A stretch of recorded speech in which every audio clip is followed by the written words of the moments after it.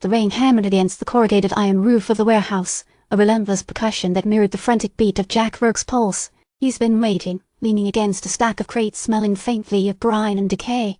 Silas Thorne wasn't known for keeping appointments, but Rourke had leveraged Vivian Holloway's whereabouts. He's punctual when he wants to be, a raspy voice murmured beside him. Frankie fingers Falcon, a greasy shadow in the gloom, offered a chewed toothpick. Thorne operates on his own clock. Don't expect courtesy. Rourke ignored the jab. You said he's here.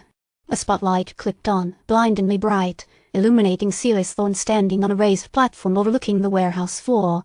He wore a tailored suit, immaculate despite the pervasive dampness. Two hulking men flanked him, their faces impassive, their hands resting on the grips of their weapons. Mr. Rourke, Thorne said, his voice a low, controlled rumble. Always a pleasure. You have something I want. Rourke stepped forward, the .38 nestled comfortably in his shoulder holster. I have information about your wife. She's safe for now. Thorne's lips curled into a sardonic smile. Vivian is a complex woman. Her safety is of paramount importance. He gestured to a screen displaying a grainy photograph of Arthur Holloway, looking bruised and terrified. And what of my investment? He's proving uncooperative. He wants assurances, Rourke said, playing the message. He wants his diamonds back. Sentimentality, Thorne scoffed. A dangerous weakness. Mr. Holloway made certain agreements he failed to honor. He paused, letting the silence hang in the air. You think a few words will change that? He stared, Rourke countered, keeping his voice level. He's willing to talk, but he wants to know he will be harmed. Harmed is an occupational hazard in my line of work, Thorne replied, his eyes like chips of ice. But I am a reasonable man. I value efficiency. You deliver Holloway unharmed, and the matter of your wife's safety will be resolved. Rourke studied Thorne's expression, searching for a flicker of sincerity. He found none. And the diamonds. A trivial detail. Once Holloway speaks, the stones are irrelevant. Sounds like a deal, Rourke said, extending his hand. Thorne didn't take it. Not so fast, Mr. Rourke. There's one more term. Thorne nodded to one of his men, who stepped forward, shoving the man towards Rourke. It was Benny the Bookie Bartoli, looking pale and terrified. Mr. Bartoli has information that concerns your investigations. Bartoli whimpered, avoiding Thorne's gaze. He knows about the Cairo Imports shipment, the one you're so interested in. Rourke's grip tightened on his .38. Cairo Imports. That was Vivian Holloway's next destination, according to the tip Frankie had given him. He hadn't shared that with Thorne. How does Bartoli know about Cairo Imports? He's been helpful, Thorne said, his voice dripping with menace. He understands the importance of discretion. He's lying, Rourke stated, his eyes fixed on Bartoli's starting days. Prove it. Thorne challenged, a predatory gleam in his eyes. Suddenly a commotion erupted near the warehouse entrance. Shouts and the screech of tires pierced the relentless rain.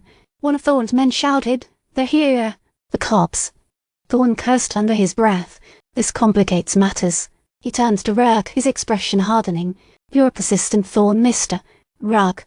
Our little arrangement is off. Consider yourself warned. He motioned to his men. Deal with him. The warehouse erupted in chaos. Rourke dropped low, dodging a clumsy lunge from one of Thorne's men. He fired a shot, disabling the attacker. He used the confusion to his advantage, weaving through the melee, narrowly avoiding a hail of bullets. He spotted Vivian Holloway standing near the loading dock, watching the scene unfold with a detached air. She caught his eye and gave him a subtle nod, before disappearing into the shadows. Rourke knew he had to get out. He charged towards the loading dock, squeezing past Thorne's flailing men. As he reached the exterior, he heard Thorne's voice echoing behind him.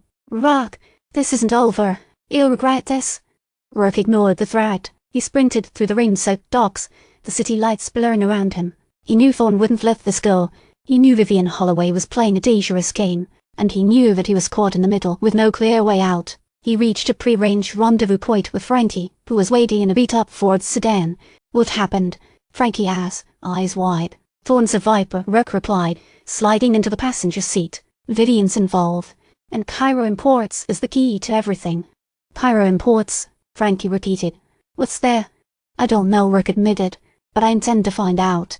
He started the engine, the tires spinning as they fishtailed out of the docks, leaving their chaos behind. As they drove, Rourke thought about Vivian Holloway's nod. Was it a warning, a plea for help, or something else entirely? He didn't know, but he knew one thing: the game had just begun, and the stakes were higher than ever before.